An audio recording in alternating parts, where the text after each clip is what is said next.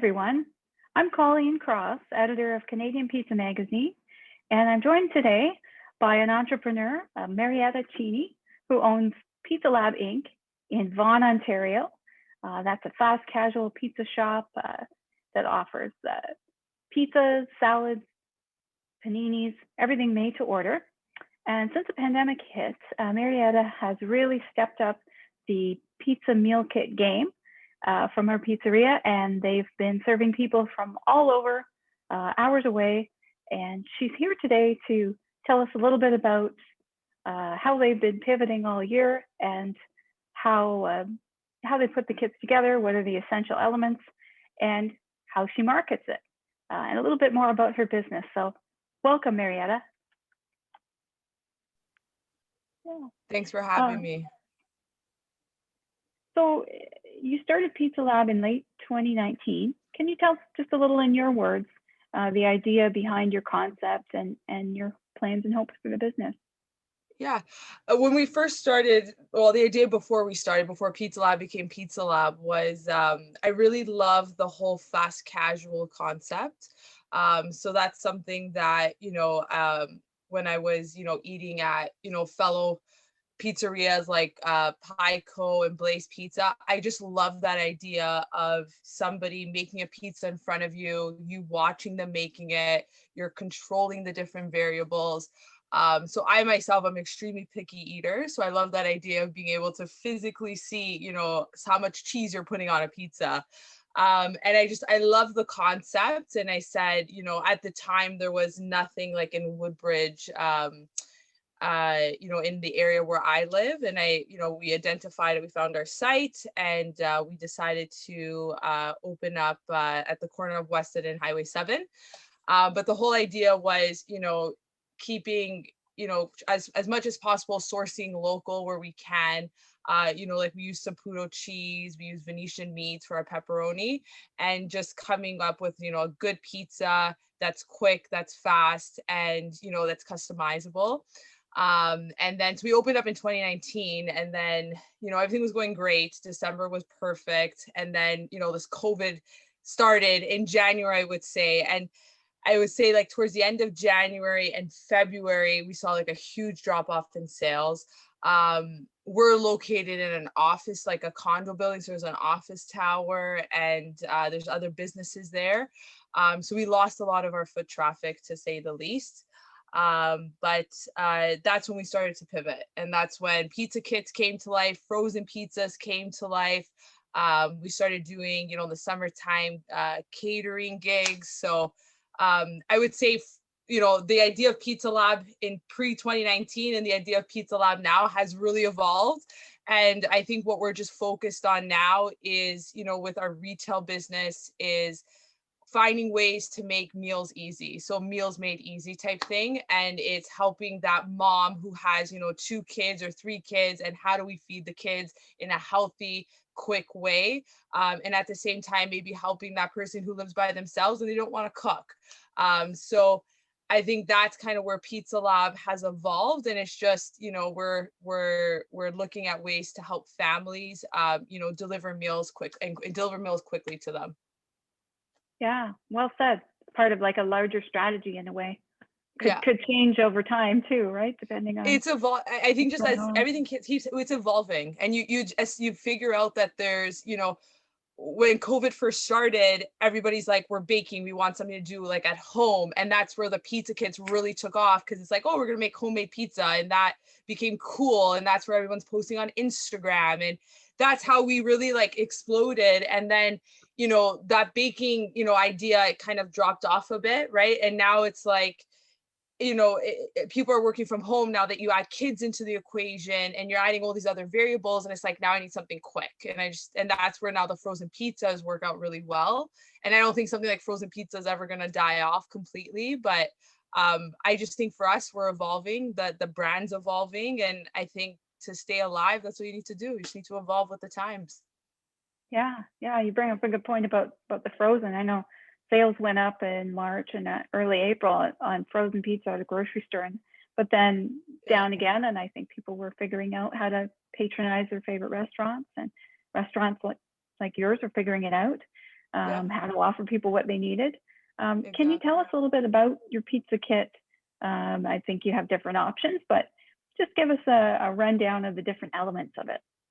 Yeah, so we have actually have one here with me. So we package it in a box, just regular pizza box. It's a 10-inch box. Um, this is probably one of the more expensive parts of the kit. So like each of these boxes, you can quantify down to 30 cents, 25 cents per box. We just put, a simple sticker on it, just to brand it. But each kit comes with, so I do 200-gram doughs. So our pizza doughs are over here. And then we make our doughs with a mix of caputo flour and all-purpose flour. And then we offer, I would say it's about 160 grams of cheese. We offer 2 toppings in our pizza. So this is just our kits, but this is just an example. So it's pepperoni, and then you can get, like mushrooms, green olives, whatever it may be. And then we offer sauce. So 8 ounces of sauce for the 2 pizzas. So in terms of, like our pricing strategy, we have one option where you can get the 2 toppings. And then for an extra $2, you can get a 3rd topping. You still get the 2 doughs, the sauce, and the cheese. And then, how we first ran our pizza kits is we were offering free delivery in the surrounding areas because people didn't want to go outside. So it's like, okay, we will come to you. And we were able to group our deliveries, in geographical region. And we had that volume was there. So we would bring like 20, 30, 40 to, let's say, Woodbridge, and then we went to Maple. But in terms of, pricing, we sell this one for $11 now, where you get the 2 doughs and the 2 toppings. And then we sell the one with the 3 toppings for $12.50. Great. And that's in-house, your own delivery, is it? Or do you use Yes. a service? Yeah, no, I haven't. I personally, we're on Skip the Dishes now, but I just, we have in-house delivery and it works. So yeah. That's great that you're getting it out to people. What's the Yeah. farthest that people have come from or ordered from? Well, it was great because in the summertime, we had a lot of corporate accounts. So I had like real estate agents, just companies wanting to connect with their employees who are working remotely. So I've personally gone as far as London, Ontario to deliver a pizza kit for a corporate client. So we've gone to London all the way to Innisville, Barrie, like Right. everywhere. Couple hours drive for Yeah, you. yeah. And obviously when we do like obviously I'm not going to take one kit to, and not charge for delivery, but when we do our corporate clients, we do just a standard charge. So again, we look at the area and then, we add on to the total charge. And yeah, we've gone everywhere. We like Oakville, Mississauga, like everywhere. Yeah. Awesome. So what do you think the secret is why they're so popular? You I touched think on for some of this. us, yeah, like when you go to a grocery store, it's like, okay, pizza dough's what, 350 these days, whatever. So for me, I think what my strategy was, you could easily, I think, charge $15 for this and kind of, like the market will respond. For me, what I wanted to do, especially when the pandemic started, was keep the cost low for the consumer. And a lot of people lost their jobs. A lot of people, like financially, you had to make decisions. So for me, I started this where it was $10. And with the $10, we were still able to maintain like a 40% margin. But we were able to get a lot of volume. So for me, like the volume piece was important, and being a new business, I wanted that name to kind of explode. So I wanted that recognition. So that was a strategy that I took. But I think a kit like this, other people, they're selling it for like $13, $14, $15, and you can sell it for that and the market will respond. That's just a personal strategy I took being a new business with not that brand name recognition. So that's how I was able to get the word out. Mm-hmm. Yeah, well said. Roughly what percentage of the sales from your pizzeria are in meal kits right now? I would say about, including like frozen pizza, we're looking at about 30%. Okay, right. And you Yeah, were saying that including the frozen. Yeah. more recently got into the frozen pizza as well. Yeah, I think we launched it about 2 months ago or a month ago, but it was it was a response to, I think you hit it on the nail earlier. You said I noticed, trends in terms of the pizza kits and the frozen pizza is really dependent on when the restaurants are opening. So if restaurants are closed, I see a lift in, kit sales and frozen pizza sales. And that's where, then that percentage changes. But yeah, it's there's a lot of variables that are affecting the sales for sure. Yeah. Right. And the weather, the season, I suppose. Well, what I noticed in the summertime is everybody with a pizza oven was calling me for these pizza kits. So I just, on Woodbridge, there was a lot of people like, hey, I have a pizza oven. And then, there was like a need for pre-stretched dough. So I started pre-stretching dough and I said, I'll sell you 2 doughs, the sauce and the cheese, but it's pre-stretched. So you can charge a bit of a premium for that. But I noticed in the summertime, a lot of people were buying kits because they were, they wanted to cook in their ovens. No, it's a really good point. Yeah. Big pizza area as well. You're in Woodbridge, I should say. Yeah. And then what you realize, and a customer brought it to my attention, is a lot of people don't know how to stretch dough. And it's not just, they just don't know, or they don't want to, or they don't have the time to. So it's like, offer that service of pre-stretching it. And that's, you're catering to a whole different market there in itself. Right. So that's something I know this summer that we'll focus on a lot too. And we'll put the word out there. All right. Good for you. Knowing what you experienced in 2020, I guess you've touched on it there, but how will you approach this spring and summer? Looking back, using your knowledge from last year. I think I'm going to focus, like, for the kit business, I'm really going to put the word out to the corporate customer, to the corporate client. I think, I work at, a big company as well. We have budgets. You have budgets for employee recognition, and that's kind of, I want to get a piece of that pie. So we're going to put out like a nice marketing campaign targeting, that corporate customer. And then at the same time, really focusing on using our kits to cater to that customer that's having, just wants to eat outside and cook a pizza in their pizza oven. So we're going to focus on the kits. I think the kits are still very relevant. A lot of customers, they order every week and it's their pizza night. It's their Friday pizza night. But I think for the summertime, what we're personally going to do is focus on a catering division and just people who, have an outside gathering, whatever the restrictions are, obviously. But going with our pizza oven and setting something up. So that's something that kind of started last year, but we really didn't really focus on it, but something that I definitely want to grow going into the summer. That's great.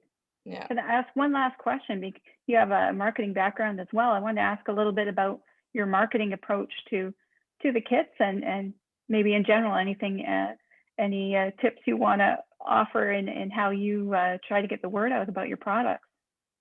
I think for us, the best thing is word of mouth. Like, I get a lot of referrals from people who've had the kits or that were a corporate client and they've experienced our, delivery service and the kit service. So they go hand in hand, in my opinion. But for me, I think social media, I use Instagram a lot.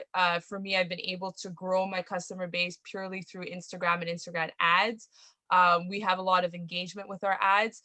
I think videos are better than just, a static image. So I know my engagement goes up if I have a video of me making a pizza or throwing a pizza in the air, and that kind of sparks interest. But for me, I've really used Instagram. I do want to evolve into like a TikTok account and, put Pizza Lab on that platform. But for me, Instagram works. Instagram ads, each month, I put about X amount of dollars aside and I just use it on Instagram. And that's really what's bringing people through the door. Very smart. Yeah. And do you do a lot of that yourself? Yes. Your staff? Yes. Eventually, it's, I think when you're a new business, I think it's a double-edged sword, right? When you're a new business, it's, you're like, how do I save costs, right? And you save costs by doing a lot of things by yourself, but then it's, am I focusing on the right things? And it's like, being the face of your business, you should be out there, getting accounts and, but sometimes you don't have the time for that, or you can't put 100% of your time into that. So I think for me, being a new entrepreneur is to, find that balance and then, meaningfully delegate. Yeah. Cool. All about goals. Oh, yeah. That's great. Mhm. in terms of the kits, what I found when we first started was the, people want to, I have more engagement in a picture, right? Where you have like, it's a combination of a picture and words. So pointing out, calling out exactly the value that you get. And I think people respond to seeing like, oh, you do get 2 doughs, you get a sauce, you get cheese. And then people start quantifying, well, if I go to a store, the cheese is going to cost me $7 and the dough is going to cost me $6. So this is cost effective and it makes sense. So I know we put out one graphic that had like the hits, the engagement was off the chart. And that's kind of what I use to really market the pizza kits. Mhm. Did you Yeah. include instructions Yeah. in the pizza kits? Yeah. And then I always reference our Instagram page because I do have instructional videos on how to do it as well. So I think the videos make more sense than reading it. So but yeah, we just type it out just on regular paper and we just put it in the box. That's a great idea, hooking it up with the videos and your channels.